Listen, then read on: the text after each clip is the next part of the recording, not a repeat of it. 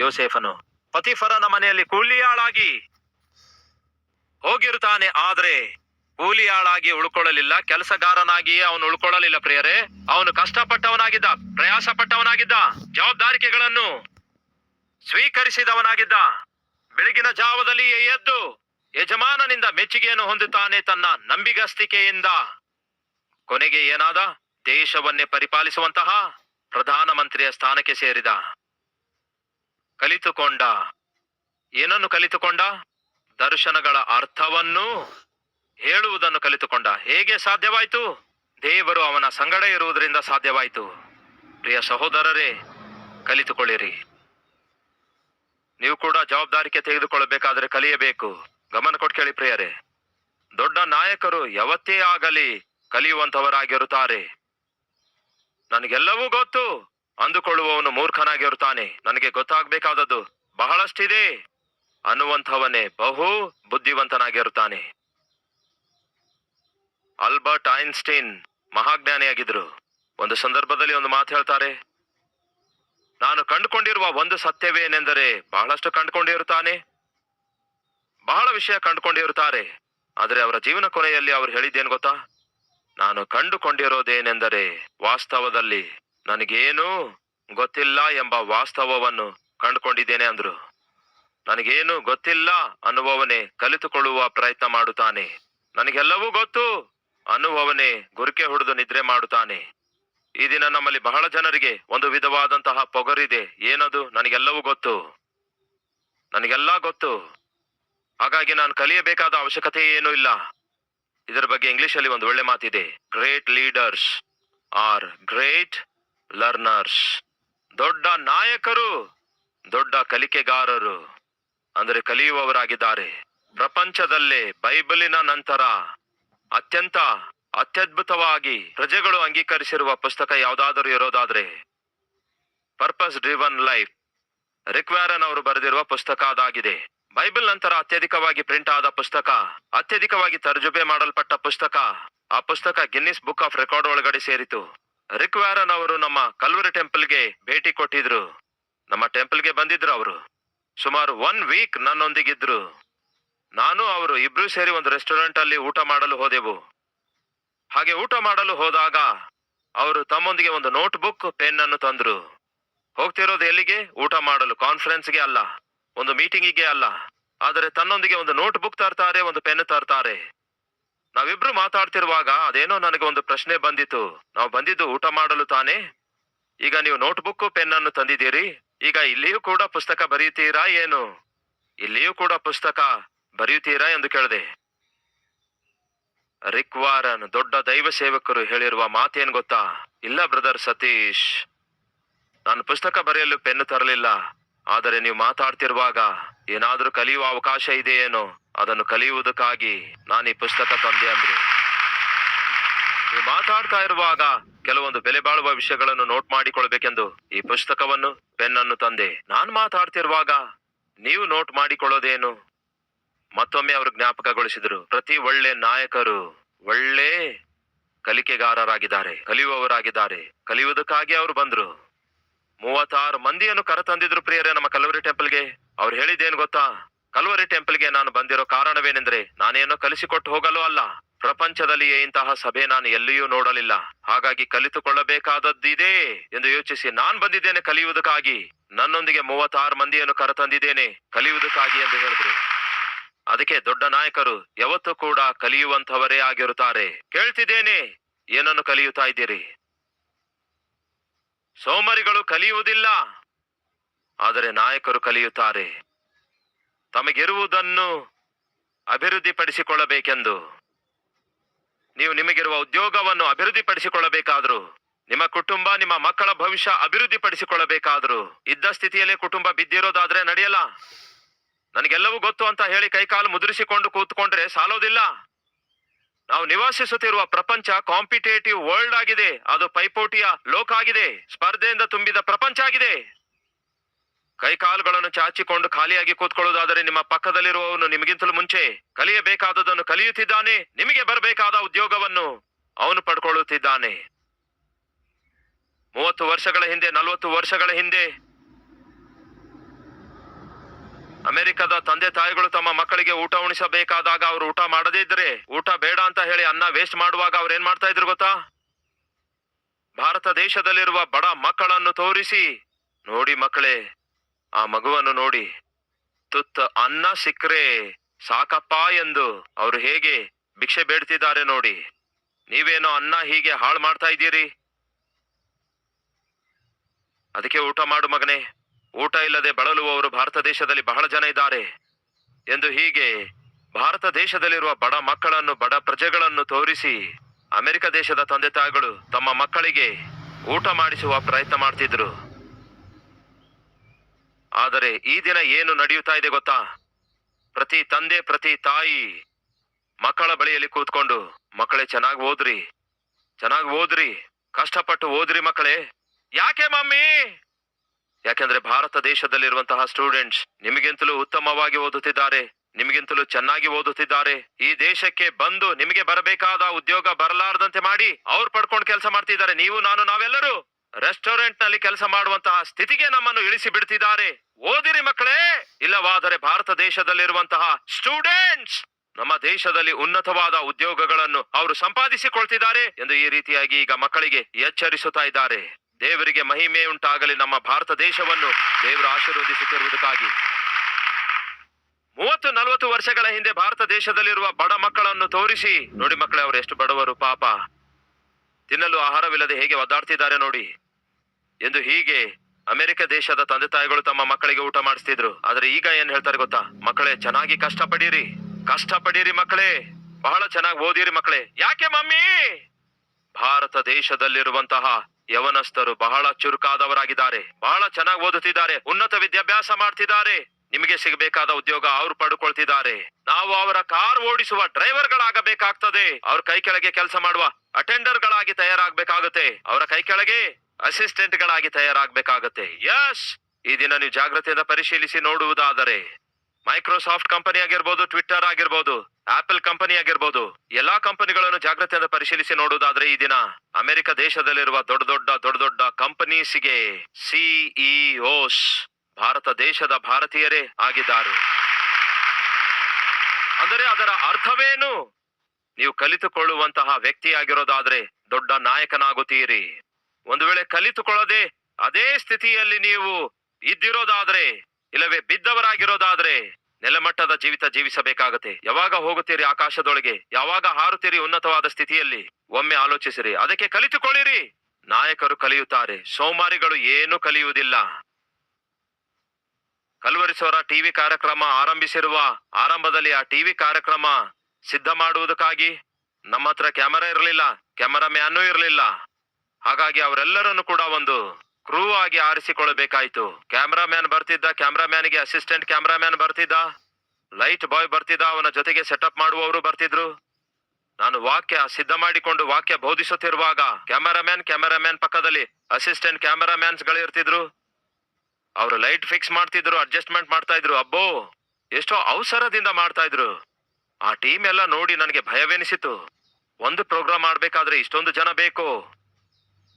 ದೇವರ ವಾಕ್ಯ ಸಾರಿದ ನಂತರ ಮತ್ತೆ ಆ ಸಂದೇಶ 30 ನಿಮಿಷಗಳಂತೆ ಎಡಿಟ್ ಮಾಡಿ, ಟೈಟಲ್ ಹಾಕಿ, ಬೈಬಲ್ ರೆಫರೆನ್ಸಸ್ ಹಾಕಿ ಎಡಿಟಿಂಗ್ ಮಾಡ್ಬೇಕಾದ್ರೆ ಸ್ಟುಡಿಯೋ ಬೇಕು, ಎಡಿಟರ್ಸ್ ಬೇಕು, ಎಡಿಟಿಂಗ್ ಕಂಪ್ಯೂಟರ್ ಎಕ್ವಿಪ್ಮೆಂಟ್ಸ್ ಬೇಕು, ಇಲ್ಲವೇ ಸ್ಟುಡಿಯೋ ರೆಂಟ್ ತೆಗೆದುಕೊಳ್ಬೇಕು, ಕ್ಯಾಮರಾ ರೆಂಟ್ಗೆ ತೆಗೆದುಕೊಳ್ಬೇಕು, ಕ್ಯಾಮರಾಮ್ಯಾನ್ ಅನ್ನು ರೆಂಟ್ಗೆ ತೆಗೆದುಕೊಳ್ಬೇಕು, ಲೈಟ್ ಬಾಯ್ಸ್ ಗಳನ್ನು ರೆಂಟ್ಗೆ ತೆಗೆದುಕೊಳ್ಬೇಕು, ಎಡಿಟಿಂಗ್ ಎಕ್ವಿಪ್ಮೆಂಟ್ ಇಲ್ಲವೇ ಸ್ಟುಡಿಯೋ ಟೈಮ್ ಪ್ರಕಾರ ರೆಂಟ್ಗೆ ತೆಗೆದುಕೊಳ್ಬೇಕು, ಎಡಿಟರ್ಸ್ ಗಳನ್ನು ರೆಂಟ್ಗೆ ತೆಗೆದುಕೊಳ್ಬೇಕು. ಇದೆಲ್ಲವನ್ನು ನೋಡಿದ ನಂತರ ಮೊಟ್ಟ ಮೊದಲ ಸಾರಿ ಕಲ್ವರಿಸೋರೆ ಕಾರ್ಯಕ್ರಮ ಟಿವಿಯಲ್ಲಿ ಪ್ರಸಾರ ಮಾಡಬೇಕಾದಾಗ ನನಗೆ ಬಂದಿರುವ ಒಂದೇ ಒಂದು ಭಾವನೆ ಏನೆಂದರೆ, ಟಿವಿ ಸೇವೆ ಮಾಡಲು ನಾನು ಯಾವ ಉಪಯೋಗಕ್ಕೆ ಬರೋದಿಲ್ಲ. ಏನಿದು? ಇದು ಬಹಳ ಖರ್ಚಿನಿಂದ ಕೂಡಿದಾಗಿದೆ, ಬಹಳ ಕಷ್ಟದಿಂದ ಕೂಡಿದಾಗಿದೆ. ಬೆಲೆ ಬಾಳುವ ಕ್ಯಾಮೆರಾಗಳು ಬೇಕು. ಆ ಕ್ಯಾಮೆರಾಗಳನ್ನು ಆಪರೇಟ್ ಮಾಡುವಂತಹ ಜಾಸ್ತಿ ದುಡ್ಡು ಪಡೆಯುವ ಕ್ಯಾಮರಾಮ್ಯಾನ್ಗಳು ಬೇಕಾಗ್ತಾರೆ. ಕ್ಯಾಮರಾಗಳು, ಕ್ಯಾಮರಾಮ್ಯಾನ್, ಲೈಟ್ಸ್ಗಳು, ಲೈಟ್ ಸೆಟಪ್ ಇದೆಲ್ಲ ನನ್ನಿಂದ ಆಗಲ್ಲ. ಆದರೆ ದೇವರ ಮಹಾಕೃಪೆಯಿಂದ ನನ್ನ ಮನಸ್ಸಿನೊಳಗೆ, ನನ್ನ ಜೀವಿತದಲ್ಲಿ ದೇವರು ಒಂದು ಲಕ್ಷಣ ಇಟ್ಟಿದ್ರು. ಅದೇನೆಂದರೆ ಕಲಿತುಕೊಳ್ಳುವಂತಹ ಸ್ವಭಾವ. ಈ ದಿನಕ್ಕೂ ಕೂಡ ನಾನು ಕಲಿಯುತ್ತಲೇ ಇರುತ್ತೇನೆ, ಅನೇಕ ವಿಷಯಗಳನ್ನು ಕಲಿಯುತ್ತಲೇ ಇರುತ್ತೇನೆ, ಅಬ್ಸರ್ವ್ ಮಾಡುತ್ತಾ ಇರ್ತೇನೆ, ಗಮನಿಸುತ್ತಾ ಇರುತ್ತೇನೆ. ಸಹೋದರ ಸಹೋದರಿಯರೇ, ದಯವಿಟ್ಟು ಗಮನಿಸಿರಿ. ನಿಮಗಿಂತಲೂ ಉನ್ನತವಾದ ಸ್ಥಾನದಲ್ಲಿ ಯಾರಾದ್ರೂ ಹೋಗ್ತಿರೋದಾದರೆ, ಆ ವ್ಯಕ್ತಿ ಹೋಗಿರೋದಾದ್ರೆ ನೀವು ಕೂಡ ಹೋಗುವಂತಹ ಚಾನ್ಸ್ ಇದೆ. ಅವನಂತೆ ನೀವು ಕೂಡ ಕಷ್ಟಪಡೋದಾದ್ರೆ. ಯಾರಾದ್ರೂ ಯಾವುದೇ ಅದ್ಭುತ ಕಾರ್ಯ ಮಾಡಿ ಅದ್ಭುತವಾಗಿ ಮುಂದೆ ಸಾಗುವಾಗ ನೀವು ಜಾಗ್ರತೆಯಿಂದ ಆಲೋಚಿಸಿ ನೋಡಿ. ಅವನು ಹೋದ್ರೆ ನಾನ್ಯಾಕೆ ಹೋಗಬಾರ್ದು? ಅವನು ಆ ಕೆಲಸ ಮಾಡಿದ್ರೆ ನಾನ್ಯಾಕೆ ಮಾಡಬಾರ್ದು? ಮೊದಲ ಸಾರಿ ಫೇಲ್ ಆಗ್ತೇನೆ, ಸೆಕೆಂಡ್ ಟೈಮ್ ಫೇಲ್ ಆಗ್ತೇನೆ, ಆದ್ರೆ ನಂತರ ನಾನು ಕೂಡ ಜಯ ಸಾಧಿಸುತ್ತೇನೆ ಎಂಬ ಸ್ವಭಾವ ನಿಮಗಿರಬೇಕೇ ಹೊರತು, ಅಯ್ಯೋ ನಮ್ಮಿಂದ ಆಗಲ್ಲ ಬ್ರದರ್. ಏನು ಬ್ರದರ್? ನಮ್ಮಿಂದ ಆಗಲ್ಲ ಬ್ರದರ್ ಎಂಬುದಾಗಿ ನೀವು ಅಂದ್ಕೊಳ್ಳುವವರೆಗೂ ನಿಮ್ಮ ಬದುಕು ಯಾವ ಪ್ರಯೋಜನಕ್ಕೂ ಬರಲ್ಲ. ಆ ದಿನ ಒಂದು ನಿರ್ಣಯ ತೆಗೆದುಕೊಂಡೆ. ಯಾವಾಗ? ಕಲ್ವರಿ ಸ್ವರ ಟಿವಿಯಲ್ಲಿ ಪ್ರಸಾರವಾದ ನಂತರ ಎಷ್ಟೋ ಜನರು ಫೋನ್ ಮಾಡುತ್ತಾ, ನಿಮ್ಮ ವಾಕ್ಯ ಬಹಳ ಆಶೀರ್ವಾದಕರವಾಗಿದೆ, ನಮ್ಮ ಕುಟುಂಬ ಕಟ್ಟಲ್ಪಟ್ಟಿದೆ, ನಮ್ಮ ಜೀವಿತ ಮಾರ್ಪಟ್ಟಿದೆ ಎಂಬ ರೆಸ್ಪಾನ್ಸ್ ಬರುತ್ತಿರುವಾಗ ಈಗ ನಾನೇನ್ ಮಾಡ್ಬೇಕು? ಕ್ಯಾಮೆರಾಗಳಿಲ್ಲ, ಕ್ಯಾಮೆರಾ ಮ್ಯಾನ್ ಇಲ್ಲ, ಲೈಟ್ ಮ್ಯಾನ್ ಇಲ್ಲ, ಎಡಿಟಿಂಗ್ ಎಕ್ವಿಪ್ಮೆಂಟ್ ಇಲ್ಲ, ಎಡಿಟರ್ಸ್ಗಳಿಲ್ಲ, ಯಾರು ಇಲ್ಲದೆ ಇರುವುದರಿಂದ, ಏನು ಇಲ್ಲದೆ ಇರುವುದರಿಂದ, ನಾನು ಏನು ಮಾಡ್ಲಿಕ್ಕೆ ಆಗದೇ ಇರುವುದರಿಂದ ನಿಲ್ಲಿಸಿ ಬಿಡೋಣವೋ ಈ ಟಿವಿ ಸೇವೆ? ಆದ್ರೆ ಆ ದಿನ ಒಂದು ತೀರ್ಮಾನ ತೆಗೆದುಕೊಂಡೆ. ಕ್ಯಾಮೆರಾ ಮ್ಯಾನ್ ಕೂಡ ಒಬ್ಬ ಮನುಷ್ಯನೇ. ಅವನು ಕ್ಯಾಮೆರಾ ಆಪರೇಟ್ ಮಾಡಬೇಕಾದ್ರೆ ನಾನ್ಯಾಕೆ ಮಾಡಬಾರ್ದು? ಲೈಟ್ಸ್ ಸೆಟ್ ಮಾಡುವವರು ಕೂಡ ಮನುಷ್ಯರೇ, ಅವ್ರು ಮಾಡಿರೋದಾದ್ರೆ ನಾನ್ಯಾಕೆ ಮಾಡಬಾರ್ದು? ಎಡಿಟಿಂಗ್ ಮಾಡುವವರು ಕೂಡ ಮನುಷ್ಯರೇ, ಅವ್ರು ಮಾಡಿರೋದಾದ್ರೆ ಮತ್ತೆ ನಾನ್ಯಾಕೆ ಮಾಡಬಾರ್ದು? ಆ ಒಂದು ಛಲದೊಂದಿಗೆ ಒಂದು ಹ್ಯಾಂಡಿ ಕ್ಯಾಮ್ ಕೊಂಡ್ಕೊಂಡು, ಹ್ಯಾಂಡಿ ಕ್ಯಾಮ್ ಅಂದ್ರೆ ಗೊತ್ತಲ್ಲವೇ, ನಾವು ಮದುವೆಯಲ್ಲಿ ರೆಕಾರ್ಡ್ ಮಾಡ್ತಿದ್ದೇವೆ ಒಂದು ಕಾಲದಲ್ಲಿ. ಈಗೆಲ್ಲ ಮೊಬೈಲ್ಸ್ ಬಂದಿವೆ ಬಿಡಿ.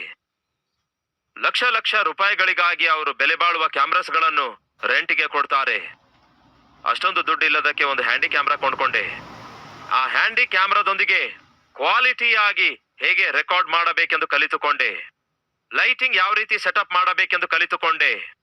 ಕ್ಯಾಮ್ರಾ ಆಪರೇಟ್ ಮಾಡೋದು ಕಲಿತೆ, ಲೈಟಿಂಗ್ ಸೆಟಪ್ ಮಾಡೋದನ್ನು ಕಲಿತೆ, ಮೇಲೇನೋ ಸೂಟ್ ಹಾಕಿಕೊಂಡೆ, ಕೆಳಗಡೆ ಏನೋ ಶಾರ್ಟ್ ಹಾಕಿಕೊಂಡೆ. ಕಾರಣ ಗೊತ್ತಾ? ಆ ಕಾಲದಲ್ಲಿ ಏರ್ ಕಂಡೀಷನ್ ಇರಲಿಲ್ಲ, ಎಸಿಗಳಿರಲಿಲ್ಲ, ಫ್ಯಾನ್ ಕೂಡ ಹಾಕುವ ಹಾಗಿರ್ಲಿಲ್ಲ. ನಿಶಬ್ದವಾಗಿರಬೇಕು. ನಾನೇ ರಿಮೋಟ್ ಕಂಟ್ರೋಲ್ ಇಟ್ಕೊಂಡು ಕ್ಯಾಮೆರಾ ಆನ್ ಮಾಡಿಕೊಳ್ತಿದ್ದೆ. ಆ ಕ್ಯಾಮೆರಾ ಚೆನ್ನಾಗಿ ಸೆಟ್ ಮಾಡಿಕೊಳ್ತಿದ್ದೆ. ಲೈಟ್ಸ್ ಎಲ್ಲ ನಾನೇ ಆನ್ ಮಾಡಿಕೊಳ್ತಾ ಇದ್ದೆ. ನಾನೇ ಲೈಟ್ ಬಾಯ್ ಆಗಿದೆ, ನಾನೇ ಅಸಿಸ್ಟೆಂಟ್ ಕ್ಯಾಮ್ರಾಮ್ಯಾನ್ ಆಗಿದೆ, ನಾನೇ ಮೇನ್ ಕ್ಯಾಮ್ರಾಮ್ಯಾನ್ ಆಗಿದೆ, ನಾನೇ ಮೇನ್ ಸ್ಪೀಕರ್ ಆಗಿದೆ. ಎಲ್ಲವೂ ಹತ್ತಿರದಲ್ಲಿ ಇಟ್ಕೊಂಡು ನಾನೇ ಆನ್ ಮಾಡ್ತಾ ಇದ್ದೆ, ವಾಕ್ಯ ಸಾರ್ತಿದ್ದೆ. ಬೆವರು ಸುರಿಯುವಾಗ ಮತ್ತೆ ಪೌಸ್ ಮಾಡಿ ಬೆವರು ಒರೆಸಿಕೊಳ್ತಿದ್ದೆ.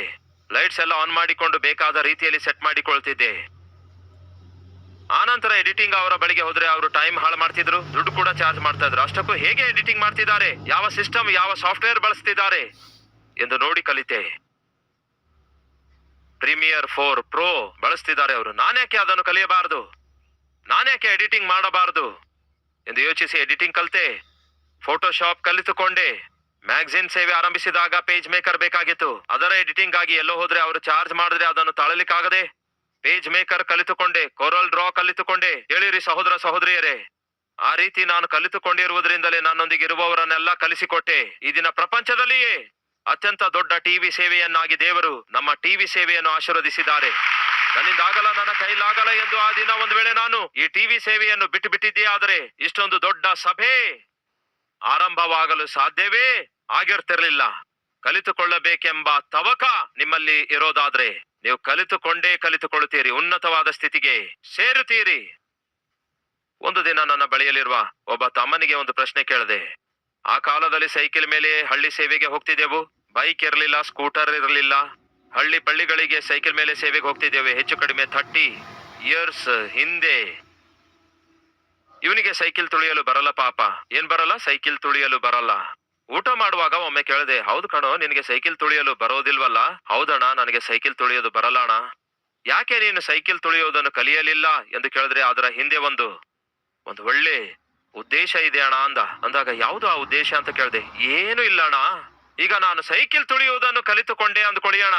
ನಾನು ಸೈಕಲ್ ತುಳಿದ್ರೆ ಯಾವನೋ ಒಬ್ಬನು ಬಂದು ಹಿಂದೆ ಕೂತ್ಕೊಳ್ತಾನೆ, ಅವನನ್ನು ಕುಡ್ರಿಸಿಕೊಂಡು ತುಳಿಯಬೇಕು. ಅದೇ ಸೈಕಲ್ ತುಳಿಯುವುದನ್ನು ಕಲಿತಿಲ್ಲ ಅಂದ್ಕೊಳ್ಳಿ, ಯಾರೋ ಒಬ್ಬರು ಸೈಕಲ್ ತುಳಿಯುತ್ತಾರೆ, ಹಿಂದೆ ನಾನು ಕೂತ್ಕೊಳ್ಬಹುದು, ಪ್ರಶಾಂತವಾಗಿ ಹೋಗ್ಬೋದು. ಅದಕ್ಕಿಂತಲೂ ಇದೇ ಬೆಟರ್ ಅಲ್ವೋ ಅಣ್ಣ. ಅದಕ್ಕೆ ನಾನು ಸೈಕಲ್ ತುಳಿಯೋದನ್ನು ಕಲಿತಿಲ್ಲ ಅಣ್ಣ ಅಂದ. ಸೋಮಾರಿ ಅವನು. ಅರ್ಥವಾಯ್ತಾ? ಸೈಕಲ್ ತುಳಿಯಲು ಬರೋದಿಲ್ಲ, ಬೈಕ್ ಓಡಿಸಲು ಬರಲ್ಲ, ಆಟೋ ಓಡಿಸಲು ಬರಲ್ಲ, ಕಾರ್ ಓಡಿಸಲು ಬರಲ್ಲ. ಅಯ್ಯೋ, ಕಾರ್ ಓಡಿಸಲು ಬರದೇ ಇರುವುದೇನ್ ಬ್ರದರ್? ನನಗೆ ಕಾರ್ ಓಡಿಸಲು ಬರುತ್ತೆ.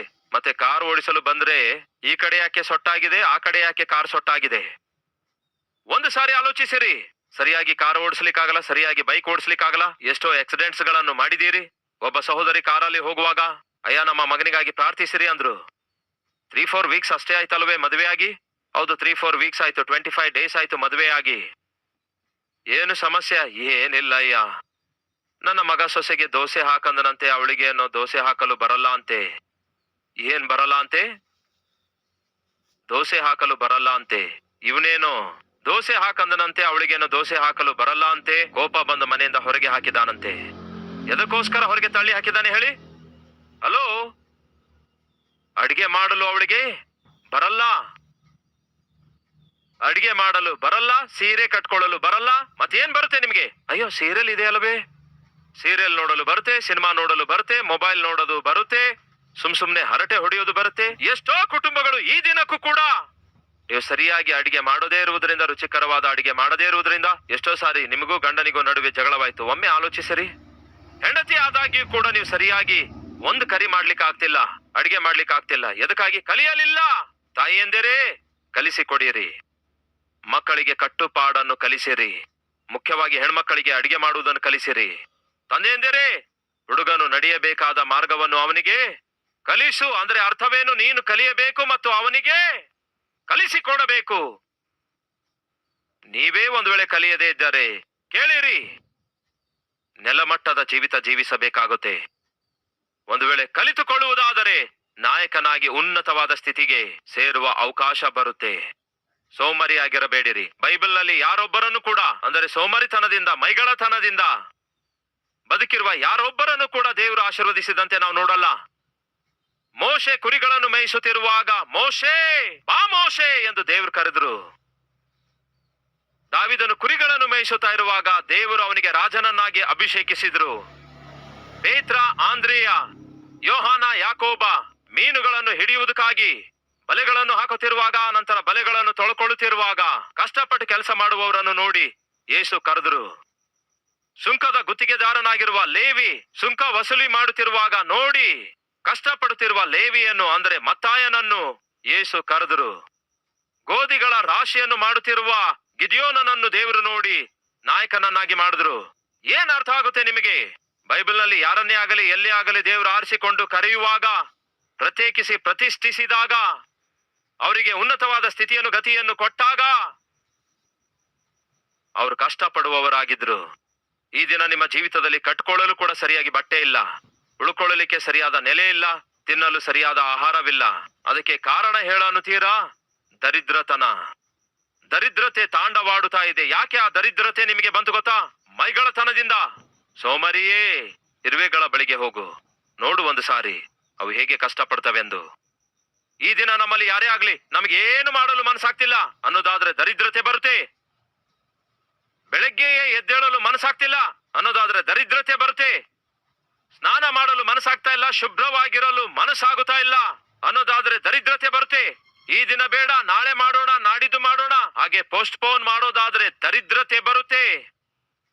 ಈ ದಿನ ಖಚಿತವಾಗಿಯೂ ನೀವು ಕಲಿಯಬೇಕಾದದ್ದನ್ನು ಕಲಿಯಬೇಕು, ಉನ್ನತವಾದ ಸ್ಥಿತಿಗೆ ಸೇರಬೇಕು. ಬೈಬಲಲ್ಲಿ ಒಂದು ವಚನ ಹೇಳುತ್ತೆ, ಆದಿಕಾಂಡ 1ನೇ ಅಧ್ಯಾಯ 28ನೇ ವಚನದಲ್ಲಿ ವಾಕ್ಯ ಹೀಗೆ ಬರೆಯಲಾಗಿದೆ, ಯೆಹೋವನು ಅವರನ್ನು ಆಶೀರ್ವದಿಸಿ ಹೇಳಿದ್ದೇನೆಂದರೆ, ಯೆಹೋವ ದೇವರು ಆದಾಮ ಹವ್ವ ಅವರನ್ನು ಆಶೀರ್ವದಿಸಿದ್ರಂತೆ. ಹೇಗೆಂದರೆ, ನೀವು ಫಲಿಸಿ, ನಂತರ ಅಭಿವೃದ್ಧಿ ಹೊಂದಿ, ನಂತರ ವಿಸ್ತರಿಸಿ, ಆ ನಂತರ ಭೂಲೋಕದಲ್ಲೆಲ್ಲ ತುಂಬಿಕೊಂಡು, ಅಂದ್ರೆ ಹಬ್ಬಿಕೊಂಡು, ಆ ನಂತರ ಹೇಳ್ತೇನೆ ಕೇಳಿ, ಅದನ್ನು ಸ್ವಾಧೀನ ಮಾಡಿಕೊಳ್ಳಿರಿ. ದೇವರು ಮನುಷ್ಯನನ್ನು ಆಶೀರ್ವದಿಸಿದ್ರಂತೆ. ಹೇಗೆ ಆಶೀರ್ವದಿಸಿದ್ರು? ನೀನು ಫಲಿಸಬೇಕು, 2ನೇದು ಅಭಿವೃದ್ಧಿ ಹೊಂದಬೇಕು, 3ನೇದು ವಿಸ್ತರಿಸಬೇಕು, 4ನೇದು ತುಂಬಿಕೊಳ್ಳಬೇಕು, 5ನೇದು ನಾಯಕತ್ವ ವಹಿಸಬೇಕು ಎಂದು ಆಶೀರ್ವದಿಸಿದ್ರು. ಅರ್ಥವಾಯ್ತಾ? ಆ ದಿನ ಯಾವ ದೇವರು ಮನುಷ್ಯನನ್ನು ಆಶೀರ್ವದಿಸಿದ್ರು, ಅದೇ ದೇವರು ನಿಮ್ಮನ್ನು, ನನ್ನನ್ನು ಕೂಡ ಆಶೀರ್ವದಿಸ್ತಿದ್ದಾರೆ. ಯಾವ ರೀತಿ ಅನ್ನೋದಾದ್ರೆ, ನೀವು ಕೂಡ ಫಲಿಸಬೇಕು, ಅಭಿವೃದ್ಧಿ ಹೊಂದಬೇಕು, ವಿಸ್ತರಿಸಬೇಕು, ತುಂಬಿದವರಾಗಿರಬೇಕು, ನಾಯಕರಾಗಿ ಅನೇಕ ಜನರಿಗೆ ನಡೆಸುವವರಾಗಿರಬೇಕು. ಅದು ದೇವರ ಆಸೆಯಾಗಿದೆ. ಮೈಗಳ್ಳರಾಗಿದ್ರೆ ಹೇಗೆ? ಸೋಮಾರಿಗಳಾಗಿದ್ರೆ ಹೇಗೆ? ಯಾವಾಗ ನೋಡಿದ್ರು ಕೂಡ ಇದ್ದ ಸ್ಥಿತಿಯಲ್ಲೇ ಬಿದ್ದಿರೋದಾದರೆ ಹೇಗೆ? ಒಬ್ಬ ಸಹೋದರನು ಆಕ್ಸಿಡೆಂಟ್ ಆಗಿರುವ ತನ್ನ ಸ್ನೇಹಿತನನ್ನು ವೀಲ್ ಚೇರ್ ಮೇಲೆ ನಮ್ಮ ಕಲವರಿ ಟೆಂಪಲ್ಗೆ ತಂದಾಗ ವಾಕ್ಯ ಕೇಳಿ ಅವನು ಬದಲಾದ. ಪಶ್ಚಾತ್ತಾಪ ಪಟ್ಟು ತನ್ನ ಹಳೆಯ ಹೊಲಸಾದ ಜೀವಿತ ಬಿಟ್ಟು ಬಿಟ್ಟು ದೇವರಿಗೆ ಸಮರ್ಪಿಸಿಕೊಂಡ. ಆ ಸಹೋದರ ಹೇಳ್ತಾನೆ, ಅಂದಿನಿಂದ ನಾನು ಕಷ್ಟಪಡುವುದನ್ನು ಪ್ರಾರಂಭಿಸಿದ್ದೇನೆ. ಹೇಗೆ ಡೆಕೋರೇಷನ್ ಮಾಡಬೇಕು ಎಂದು ಕಲಿತುಕೊಂಡಿದ್ದೇನೆ. ಹಾಗೆ ಕಲಿತುಕೊಂಡಾಗ ದೇವರು ನನಗೆ ಕನಿಕರಿಸಿ ನನಗೆ ಒಂದು ದೊಡ್ಡ ಆರ್ಡರ್ ಕೊಡಿಸಿದ್ರು.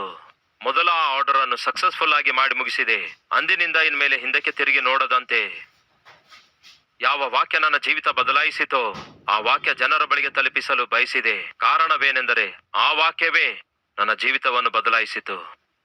ಕೇಳಿ ಪ್ರಿಯರೇ, ಒಂದು ವೇಳೆ ಈ ಸಹೋದರ ಏನಾದರೂ ಆ ಡೆಕೋರೇಷನ್ ಕಲಿತುಕೊಂಡಿರದಿದ್ದರೆ ಅದೇ ರೀತಿ ನಿರುದ್ಯೋಗದಿಂದ ರೋಡ್ ಮೇಲೆ ತಿರುಗಾಡ್ತಿದ್ದ. ಅವನು ಕಲಿತುಕೊಂಡಿರುವುದರಿಂದಲೇ ಅನೇಕರಿಗೆ ಆಶ್ರಯವಾಗಿ ಮಾರ್ಪಟ್ಟ, ಆಧಾರವಾಗಿ ಮಾರ್ಪಟ್ಟ, ಅನ್ನದಾತನಾಗಿ ಆಶೀರ್ವದಿಸಲ್ಪಟ್ಟ.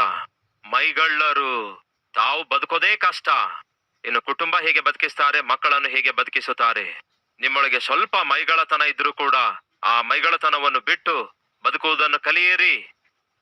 ಭದ್ರವಾಗಿ ಜೀವಿಸುವುದನ್ನು ಕಲಿಯಿರಿ. ಮಕ್ಕಳಿಗೆ ಬಂಗಾರದಂತಹ ಭವಿಷ್ಯ ಕೊಡುವ ರೀತಿಯಲ್ಲಿ, ಕಷ್ಟಪಡುವ ರೀತಿಯಲ್ಲಿ ನಿಮ್ಮ ಜೀವಿತವನ್ನು ಮಾರ್ಪಡಿಸಿಕೊಳ್ಳಿರಿ. ಉನ್ನತವಾದ ಸ್ಥಿತಿಗೆ ಸೇರುವುದಕ್ಕಾಗಿ ನೂತನವಾದವುಗಳನ್ನು ಕಲಿತುಕೊಳ್ಳಿರಿ. ದೇವರು ಈ ದಿನ ನನ್ನೊಂದಿಗೆ ಮಾತಾಡಿದ್ದಾರೆ. ಇರುವ ಸ್ಥಿತಿಯಿಂದ ಉನ್ನತ ಸ್ಥಿತಿಗೆ ಸೇರುವುದಕ್ಕಾಗಿ ನನ್ನ ಸೋಮರಿತನ ಜಯಿಸುತ್ತೇನೆ ಅನ್ನುವರು ನನ್ನೊಂದಿಗೆ ಸೇರಿ ಪ್ರಾರ್ಥನೆ ಮಾಡುವಿರಾ?